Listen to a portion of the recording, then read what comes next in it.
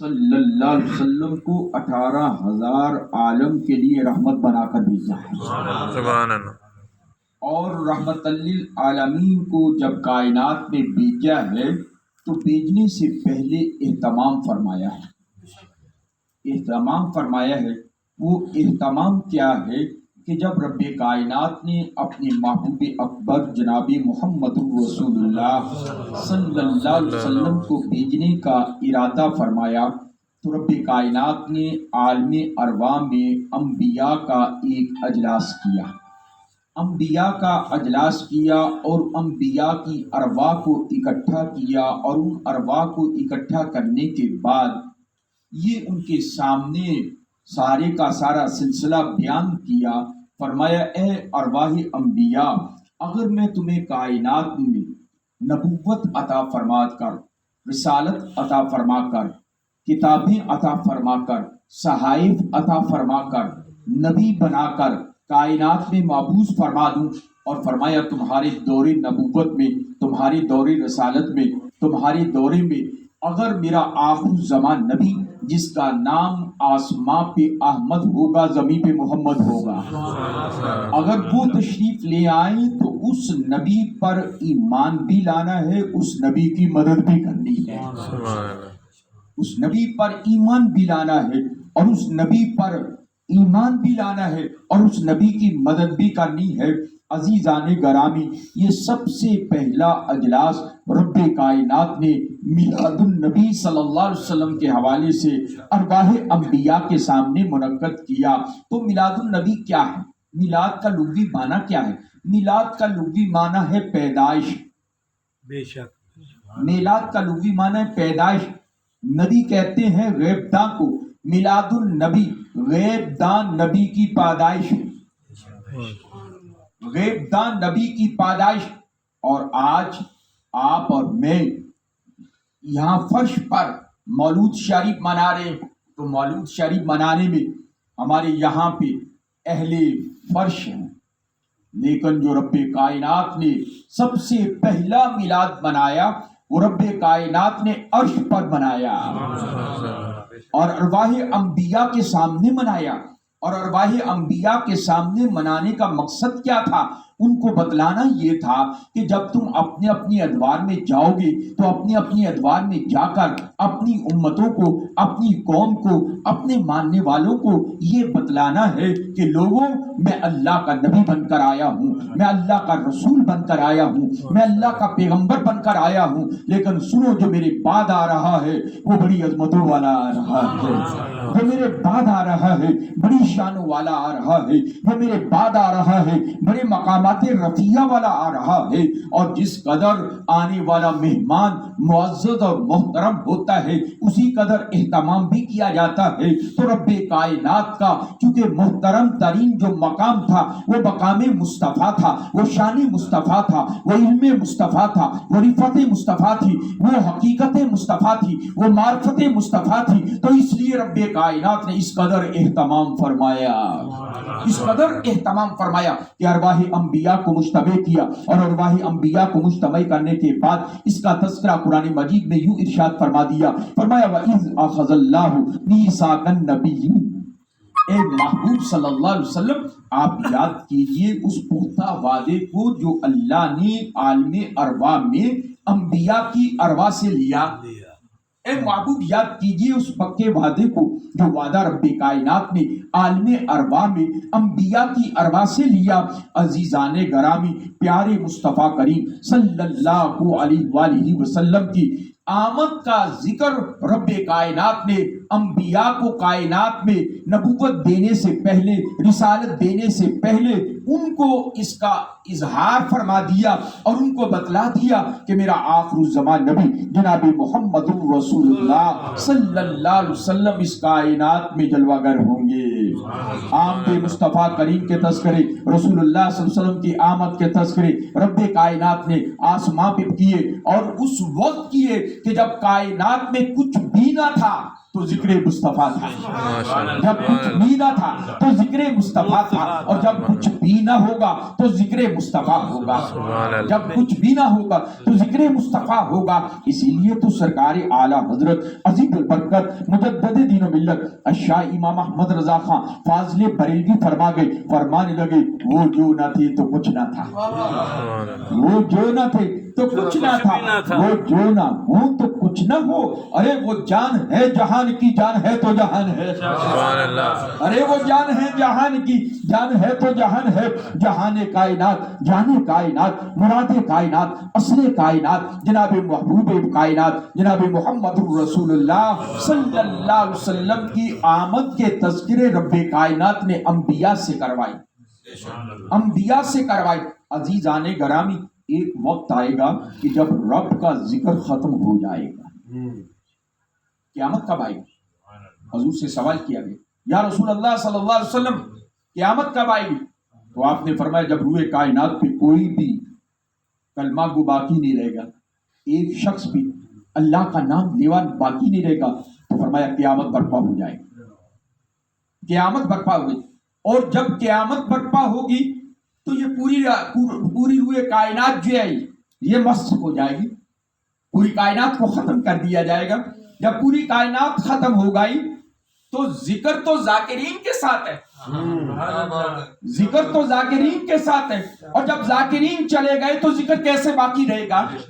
रब का जिक्र जाकिरीन करते हैं, अहले फर्श करते हैं, अहले अर्श करते हैं, चरिंद और परिंद करते हैं। हत्ता कि हदीस पाक में आता है जब आप दरवाजा खोलते हैं और बंद करते हैं तो एक चिड़चिड़ाहट पैदा होती है, एक आवाज पैदा होती है, एक सौंप पैदा होता है। फरमाया वो जो आवाज है वो भी बेवजह आवाज नहीं है, बल्कि वो दरवाजा भी रब का जिक्र कर रहा है। कायनात में हर चीज रब ताला की जाकिर है, कायनात में हर चीज रब ताला का जिक्र करती है, कोई चीज भी रब ताला के जिक्र से गाफिल नहीं है। और जब वो रब के जिक्र से गाफिल हो जाती है तो फिर उन पे मौत तारी कर दी जाती है, उसे फना दे दिया जाता है, उसे खत्म कर दिया जाता है। अजीजाने गरामी, एक वक्त आएगा कि जब ये पूरी कायनात खत्म हो जाएगी तो फिर रब का जिक्र करने वाले जाकिरीन जब खत्म हो जाएंगे, जाकिरीन जब इंतकाल कर जाएंगे, जाकिरीन जब चले जाएंगे तो रब का जिक्र खत्म हो जाएगा। लेकिन चूंकि जिसका जिक्र किया जा रहा है, जिसका जिक्र किया जा रहा है वो हय्युन कय्यूम की सिफात का मालिक है, वो हमेशा हमेशा जिंदा रहने वाला है, हमेशा हमेशा कायम रहने वाला है। तो वो जब जिंदा है तो मुस्तफा करीम का जिक्र तो ऐसा जिक्र है जब कुछ ना था वो हय्युन कय्यूम जिक्र मुस्तफा कर रहा था, और जब कायनात में कुछ भी ना होगा तो वो हय्युन कय्यूम की जात जो है वो जिक्र मुस्तफा जारी रखेगी। अल्लाहु अकबर या रसूल अल्लाह। तो जिक्र मुस्तफा इस कदर अजीम चीज है, जिक्र मुस्तफा ऐसी बात है। अजीजाने गरामी, आमाल अकारत हो सकते हैं, आमाल अकारत हो सकते हैं, लेकिन रसूलुल्लाह की मोहब्बत में किया हुआ अमल जो है वो अकारत नहीं हो सकता। रसूलुल्लाह सल्लल्लाहु अलैहि वसल्लम की मोहब्बत में किया हुआ अमल जो है वो अकारत नहीं हो सकता। अजीजाने गरामी, ये रब्बे कायनात ने ये दुनिया सजाई है ना, ये आसमां का जो छत लगाया और उसमें जो फानूस लगाए, सितारे लगाए और चांद लगाया, सूरज लगाया और फिर जमीन को बसाया, और जमीनों जमा को बनाने के बाद ये सूरज और चांद और सितारे सजाने के बाद कायनात को भेजने के बाद मकसद क्या था? आमदे मुस्तफा, आमदे मुस्तफा। मकसद क्या था? आमदे मुस्तफा। और आमदे मुस्तफा का इतना बड़ा एहतमाम, आमदे मुस्तफा का इतना बड़ा एहतमाम, तो मालूम ये हुआ कि आमदे मुस्तफा, मुस्तफा करीम की आमद और विलादत की खुशी में अपने घर को सजाना, अपने घर को मुअत्तर करना, अपने घर को मुअम्बर करना, अपने घर में मौलूद शरीफ की महफिल का एहतमाम करना, उम्दा खाने पकाना, उलमा व मशहद को बुलाना, आशिकान रसूल को बुलाना और बुला करके उनको कहना कि आओ, काम क्या करना है? काम हमने अपनी मुस्तफा करीम की विलादत के वक्त के मोजज़ात को बयान करना है। सुभान अल्लाह। हदीस पाक है, हजरत सैयदना ابن عباس رضی اللہ تعالیٰ اس حدیث کو نقل فرماتے ہیں. آپ فرماتے ہیں کہ میں اپنے گھر میں تھا اور میں اور میرے بیوی بچے اپنے گھر میں بیٹھ کر آقا و مولا صلی اللہ علیہ وسلم کی ولادت کے وقت جن باتوں کا ظہور ہوا ان معجزات کو ہم بیان کر رہے تھے. اچانک مصطفیٰ کریم خود تشریف لے آئے. اچانک حضور خود تشریف لے آئے. پیارے آقا و مولا جب تشریف لائے تو فرمایا اے عباس کیا کر رہے تھے؟ ابن عباس کیا کر رہے تھے؟ عرض کیا یا رسول اللہ صلی اللہ علیہ وسلم ہم اپنے اہل خانہ کے ساتھ بیٹھ کر آپ کے ذکر ولادت کے وقت جو معجزات کا ظہور ہوا ان معجزات کا تذکرہ سنا رہے تھے. فرمایا اس کے علاوہ کوئی غرض و غائب تو نہیں تھی. اس کے علاوہ کوئی غرض و غائب تو نہیں تھی. دنیاوی مقاصد تو نہیں تھے. عرض کیا یا رسول اللہ فدا کا ابی و امی ہمارے ماں باپ آپ پر قربان ہوں. یا رسول اللہ صرف مقصود یہ تھا کہ آپ کی ذکر ولادت کے وقت جو معجزات کا ظہور ہوا صرف وہ بیان کیا جائے اور ان کی برکات حاصل کی جائیں. تو رب کائنات کے محبوب اکبر جن کا مولود شریف بیان ہو رہا تھا انہوں نے خود ارشاد فرمایا اے عباس تو بھی تیری اہلیہ بھی تیرے بچے بھی رب کائنات نے جہنم سے آزاد فرما دیے. تو معلوم ہوا مولود شریف کی محفل کو منعقد کرنا یہ آزادی کی سند ہے جہنم سے. یہ جہنم سے آزادی کی سند ہے. اللہ کی رضا کیوں؟ اس لیے کہ تمام اعمال کا حکم دیا ہے لیکن رب کائنات کرتا نہیں ہے. حکم دیا ہے نماز پڑھو خود نماز نہیں پڑھتا. زکات دو خود زکات نہیں دیتا. حج کرو خود حج نہیں کرتا. قرآن پڑھو خود قرآن نہیں پڑھتا. جہاد کرو خود جہاد نہیں کرتا. لیکن ایک عمل ایسا ہے جس عمل میں رب بھی ہمارے ساتھ شامل ہو جاتا ہے. ان اللہ و ملائکتہ یصلون علی النبی. بے شک اللہ اور اس کے فرشتے جو ہیں وہ نبی علیہ الصلوۃ والسلام پر درود و سلام پڑھتے ہیں. یعنی اللہ خود فرشتوں کو ملا کر اپنے مصطفیٰ پر سلام پڑھتا ہے اور ایمان والوں کو حکم دیتا ہے اے ایمان والو تم بھی میرے نبی پر درود بھی پڑھو سلام بھی پڑھو. تو مولود شریف میں ہم نے کیا کرنا ہے؟ ابھی ہم آئے تو مولود شریف میں کیا کیا؟ ہم نے غسل کیا, دھلے ہوئے کپڑے پہنے, نماز جمعہ ادا کیا, معطر اور معمر ہوئے, گھر میں آئے, حاجی صاحب نے اپنے گھر کو معطر اور معمر کیا, ادب کی محفل سجائی, یہاں پہ آ کر آیات قرآنیہ کا تلاوت ہوئی, پھر اس کے بعد قصیدہ بردہ شریف پڑھا گیا. قصیدہ بردہ شریف کے بعد اب آیات قرآنیہ کی تفصیل اور ان کا شان نزول اور ان کی آیات کی تفصیل کو بیان کیا جا رہا ہے. مقصود کیا ہے؟ اپنے پیارے مصطفیٰ کریم کی شان کو بیان کرنا, شان مصطفیٰ کو بیان کرنا, مقام مصطفیٰ کو بیان کرنا. اور یہ شان مصطفیٰ اور مقام مصطفیٰ کب سے بیان ہو رہا ہے؟ جب کچھ نہ تھا تو ذکر مصطفیٰ تھا, جب کچھ نہ ہوگا تو ذکر مصطفیٰ ہوگا. اور ان تمام کائنات کے پسارے کا عالم مولانا حسن رضا خان صاحب نے بڑا خوب ارشاد فرما دیا. اچھا قیامت کا روز رب نے رکھا اور قیامت کے روز میں رکھا, فرمایا کہ میں وہاں پہ حساب لوں گا. حساب لوں گا. حساب تو وہ لیتا ہے جس کو معلوم نہ ہو. حساب تو وہ لیتا ہے جس کو معلوم نہ.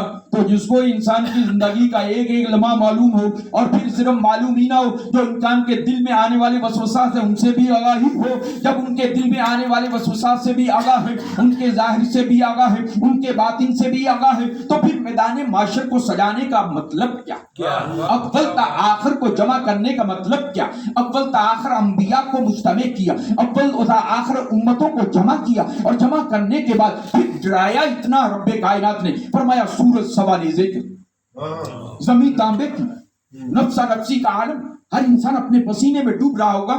فرمایا پھر اس دن کیا ہوگا؟ فرمایا 50,000 سال کا دن ہوگا, 25,000 سال گزر جائیں گے, حساب شروع نہیں ہوگا. ہر انسان رو رہا ہوگا, گریازاری کر رہا ہوگا, ہر انسان رب کائنات کی بارگاہ میں متفکر ہوگا, مولا ہم پہ رحم فرما.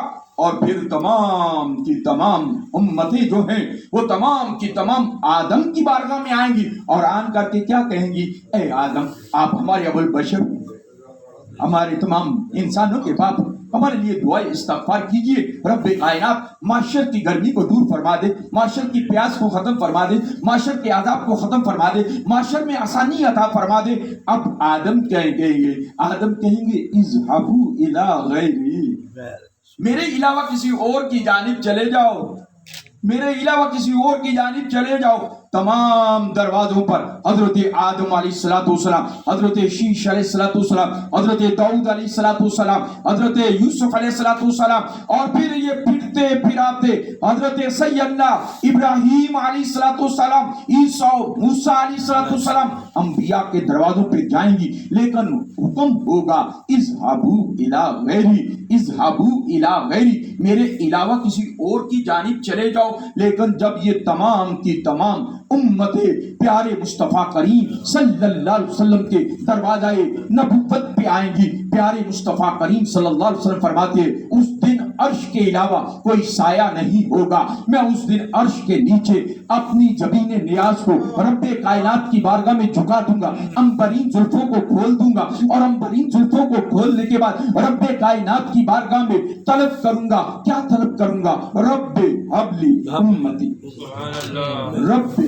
हबली उम्मती, मौला मेरी उम्मत को माफ फरमा दे, मौला मेरी उम्मत गुनाहगार है, मौला मेरी उम्मत सियाकार है, मौला मेरी उम्मत बदकार है, मेरी उम्मत जैसी भी है लेकिन है तो मेरी उम्मत। मौला मैं तेरी बारगाह में अर्ज करता हूँ रब्बे हबली उम्मती, मौला मेरी उम्मत का मामला मेरे सपुर्द फरमा दे, मौला मेरी उम्मत का मामला मेरे सपुर्द फरमा दे। प्यारे मुस्तफा करीम सल्लल्लाहु अलैहि वसल्लम फरमाते हैं मैं क़यामत के रोज इस कदर सिसकियां लेकर रब्बे कायनात की बारगाह में गिरिया जारी करूंगा जैसे एक बिलकता हुआ बच्चा अपनी माँ से दूध के आलम में दूध तलब करता है और माँ उसको दूध देकर थपका कर उसको आराम दे देती है और वो चुप कर जाता है। फरमाया मैं उस तरीके से एक बच्चे की तरह रब्बे कायनात की बारगाह में इसरार करता चला जाऊंगा, यहाँ तक कि एक उम्मती भी अगर जन्नत से बाहर होगा मैं रब से मांगता ही चला जाऊंगा, मैं रब से मांगता ही चला जाऊंगा, मैं रब से तलब ही करता चला जाऊंगा, रब की बारगाह में गिरिया जारी ही करता चला जाऊंगा, रब की बारगाह से मांगता ही चला जाऊंगा। अजीजाने गरामी नबी मोहतरम शफीए मुकर्रम नूर मुजस्सम रहमत दो जहां वली कोनो मकाम सल्लल्लाहु अलैहि वसल्लम को क़यामत के रोज फिर ये इख्तियार दिया जाएगा, शफाअत का इख्तियार दिया जाएगा। जब शफाअत का इख्तियार दिया जाएगा तो प्यारे मुस्तफा करीम चुन चुन के चुन चुन के पहचान पहचान के, क्योंकि हजूर हर गुलाम के चेहरे को पहचानते हैं, हजूर हर गुलाम के चेहरे को पहचानते हैं। हजूर चुन चुन के अपने गुलामों की शफाअत फरमाएंगे, अपने गुलामों पर अपना करम फरमाएंगे और अपने गुलामों की सिफारिश करेंगे। अजीजाने गरामी उस रोज मौलाना हसन रजा खां साहब और रहमतुल्लाह ताला अलैह क्या फरमाने लगे फकत इतना सबब है इन इकादे बज़्म माशर का, फकत इतना सबब है इन इकादे बज़्म माशर का कि उनकी शान महबूबी दिखाई जाने वाली है, कि उनकी शान महबूबी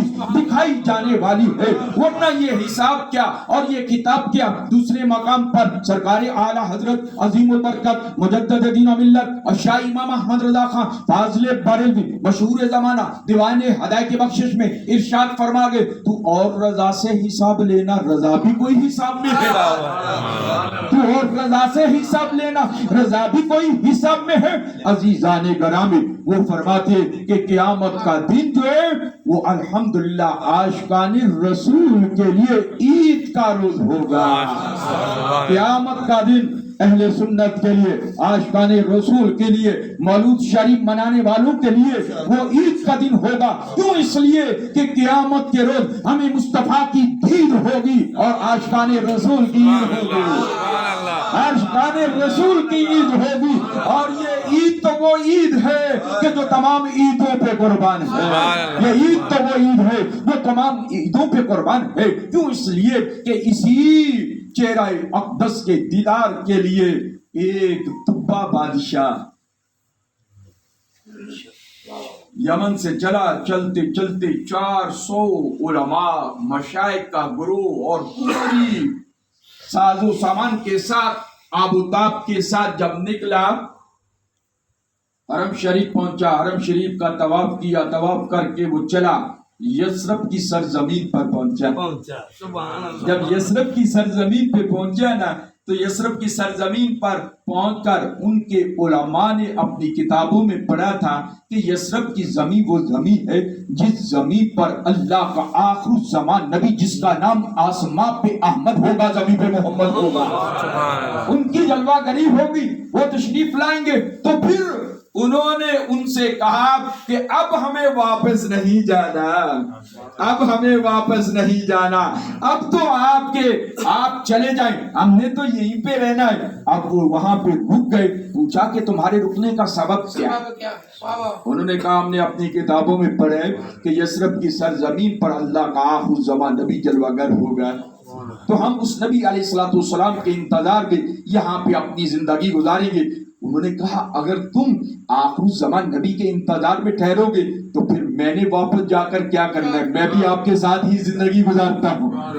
उसने वहां पे क्या किया, उन 400 उलमा के लिए एक मोहल्ला तैयार किया, शहर तैयार किया, 400 मोहल्ला तैयार किए। मोहल्ला तैयार करने के बाद हर आलिम को एक महल अता कर दिया। और सिर्फ यही नहीं किया, क्योंकि वो 400 उलमा जो थे वो गैर शादीशुदा थे, मुजर्रद थे। फिर उनकी शादियां करवाई और शादियां करवाने के बाद फिर वहां पे जिंदगी गुजारी। और फिर एक खत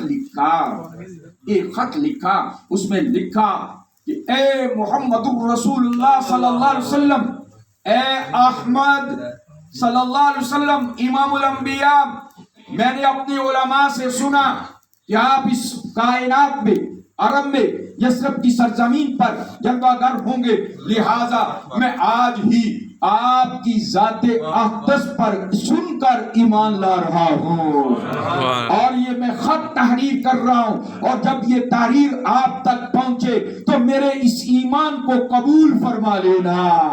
मैं दुआ करता हूँ कि अल्लाह मुझे आपकी ज़ियारत नसीब फरमाए, आपका ज़माना रिसालत नसीब फरमाए। अजीज़ाने गरामी लिख कर उसको एक ताकदान में रखा। ताकदान में रखने के बाद उसको ताला लगाया और उसको नस्ल दर नस्ल वो मुंतकिल होता रहा। ये कब की बात है? ये आमदे मुस्तफा से 1000 साल पहले का खत है। 1000 साल पहले का खत है। और जब ये खत पहुंचते पहुंचते नस्ल दर नस्ल मदीना तैयबा में वहां पहुंचा, जिनको एक मदीना तैयबा का गरीब सहाबी, अंसारी सहाबी, जिनको हजरत सैयदना अयूब अंसारी कहा जाता है, प्यारे आका मौला सल्लल्लाहु अलैहि वसल्लम का मौलूद शरीफ हुआ।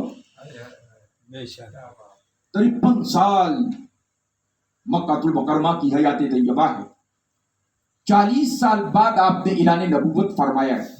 और ऐलान नबूवत फरमाने के बाद कोई सफा पर चढ़ गए और कोई सफा पर चढ़कर आपने ऐलान फरमाया ए या अय्युहन्नास क़ूलू ला इलाहा इल्लल्लाह तुफ़्लिहू, लोगों ला इलाहा इल्लल्लाह कह दो फला पा जाओगे।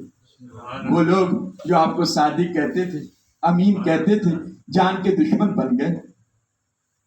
जो लोग आपको सादिक को अमीन से पुकारते थे, जान के दुश्मन बन गए। प्यारे मुस्तफा करीम सल्लल्लाहु अलैहि वसल्लम को अजियत पहुंचाए, दुख पहुंचाए, इतनी अजियत, इतना दुख पहुंचाया। देखिए आज मैं आपके सामने रसूलुल्लाह का मौलूद शरीफ पढ़ रहा हूँ तो आपने अजीम शान नशिस्त पे मुझे बिठाया, खुद नीचे बैठे, ऐसी के माहौल में बैठकर, इतने अच्छे माहौल में बैठकर आप सुन रहे हैं, मैं सुना रहा हूँ।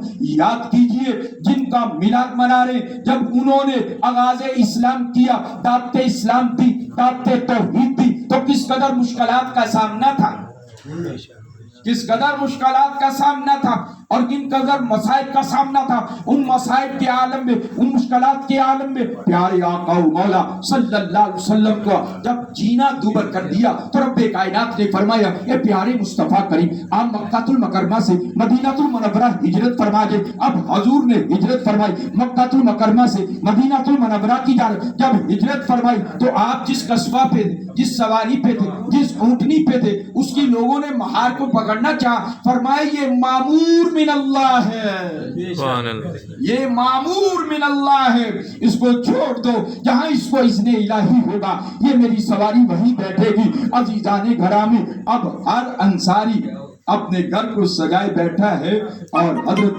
سیدنا ایوب انصاری بھی اپنی ایک جھونپڑی کو سجائے بیٹھے ہیں اور آنسو بہا رہے ہیں اور انتظار مصطفیٰ میں ہے، اور وہ طبہ بادشاہ کا جو لکھا ہوا خط ہے وہ ان کے پاس امانت ہے، وہ امانت پہنچانی ہے۔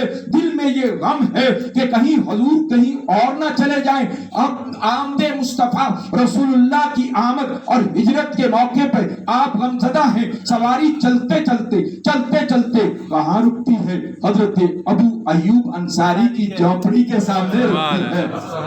سنا ہے یا رسول اللہ آپ ہر عاشق کے گھر تشریف لاتے ہیں، سنا ہے یا رسول اللہ آپ ہر عاشق کے گھر تشریف لاتے ہیں۔ میرے گھر میں بھی ہو جائے چراغاں یا رسول اللہ، میرے گھر میں بھی ہو جائے چراغاں یا رسول اللہ۔ ہر عاشق کا جی چاہتا ہے آمد مصطفیٰ میرے گھر میں ہو جائے، ہر عاشق کا دل چاہتا ہے رسول اللہ کے چہرہ والضحیٰ کا دیدار نصیب ہو جائے، لیکن آپ کے مقدر پہ قربان جائیں، آپ کی نصیب پہ قربان جائیں، آپ کی عظمت پہ قربان جائیں۔ یہ سواری حضرت ابو ایوب انصاری کے دروازے پہ رکی اور آپ کے مہمان بن گئے، حضور آپ کے مہمان بن گئے۔ جب مہمان بنے تو پیارے آقا و مولا کے غلام حضرت ایوب انصاری نے پھر وہ کھولا، صندوق کھولا، صندوق کو کھولنے کے بعد غلاف اتارا، غلاف کو اتارنے کے بعد وہ خط جو لکھا ہوا تھا طبہ بادشاہ کا اس کو نکالا، اور نکالنے کے بعد بارگاہ مصطفیٰ میں پیش کیا۔ مصطفیٰ کریم صلی اللہ علیہ وسلم نے اس خط کو پڑھا، اور اس خط کو پڑھنے کے بعد آپ نے ارشاد فرمایا 1000 سال پہلے طبہ بادشاہ نے آمد مصطفیٰ کا تذکرہ اپنے 400 علماء سے سنا اور مجھ پر ایمان لایا۔ آج میں آپ کی موجودگی میں ان کے ایمان کو قبول کر رہا ہوں، ان کے ایمان کو قبول کر رہا ہوں۔ جو 400 علماء کے حصار میں انہوں نے میری رسالت پر ایمان لائے، میری نبوت پر ایمان لائے، میری رسالت پر ایمان لائے۔ عزیزان گرامی، یہی مولود شریف ہے، یہی مولود شریف ہے، اور اسی مولود شریف کو ہم مناتے ہیں۔ اور مولود شریف کی برکات کیا ہے؟ علامہ جلال الدین سیوطی رحمت اللہ تعالی علیہ ارشاد فرماتے ہیں جس گھر میں مولود شریف ہوتا ہے تو پورا سال وہ گھر جو ہے چوری چکاری سے نقصانات سے محفوظ ہو جاتا ہے۔ مولود شریف ایک ایسی بابرکت محفل پاک ہے کہ مولود شریف کی برکات سے آنے والی نسلیں جو ہیں ان کے مقدر سمر جاتے ہیں، اور صاحب خانہ مبارکباد کے مستحق ہیں کہ جنہوں نے اپنے گھر میں مولود شریف کی محفل پاک کو سجایا ہے۔ دعا کرتا ہوں کہ مولود شریف کی برکت سے اللہ کریم اس گھر میں خیر برکت کا نزول فرمائے، صاحب مقام کو اس کی برکات سے مالا مال فرمائے، ان کی آنے والی نسلوں کو بھی مولود شریف کی محبت عطا فرمائے۔ جتنے یہاں پہ شرکائے مولود شریف ہیں تمام کے کاروبار میں برکت عطا فرمائے، تمام کے روزی رزق میں برکت عطا فرمائے، تمام کے ایمانوں میں برکت عطا فرمائے۔ اور اگر کوئی بیمار ہے مولود شریف کی برکت سے تمام کو ظاہری باطنی شفائے کاملہ عاجلہ عطا فرمائے، اور جو جس پریشانی میں مبتلا ہے مولود شریف کی برکت سے تمام کی پریشانیاں دور فرمائے۔ سب سے بڑی پریشانی انسان کی نزع اور قبر کی پہلی رات اور محشر کی ہے۔ رب کائنات اس مولود شریف کی برکت سے نزع کے عالم کی پریشانی اور پھر قبر کی پریشانی اور پھر حشر کی پریشانی سے ہم سب کو محفوظ معمون فرمائے۔ علینا الا البلاغ۔ سلام پڑھو۔ بز میں ہدایت پہ لاکھوں سلام، آنے سے روشن زمانہ ہوا، جس کے آنے سے روشن زمانہ ہوا، اس نبی کی ولادت پہ لاکھوں سلام، مصطفیٰ جانے رحمت پہ لاکھوں سلام، شمع بز میں ہدایت اور جس کی ہر ہر ادا سنت مصطفیٰ، جن کی ہر ہر ادا سنت مصطفیٰ، سے پیر طریقت پہ لاکھوں سلام، مصطفیٰ جانے رحمت پہ لاکھوں سلام، شمع بز میں ہدایت پہ لاکھوں سلام، تھام لو دامن مصطفیٰ، سیو تھام لو دامن مصطفیٰ، پھر پڑھو رب کی رحمت پہ لاکھوں سلام، مصطفیٰ جانے رحمت پہ لاکھوں سلام، شمع بز میں ہدایت پہ لاکھوں سلام،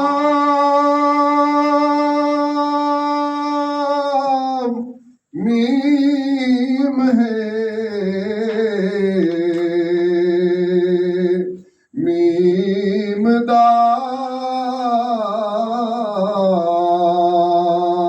دال، السلام بے نظیروں پہ مثال، آقا تو سخی اور تیرا سخی دربار ہے، کیجیو نظر کرم تو بیڑا پار ہے، آقا تیری یاد دا اسا دل وچ دیوا بالیا، آوی جا کملی والیا، یا الہی صدقہ آلِ رسول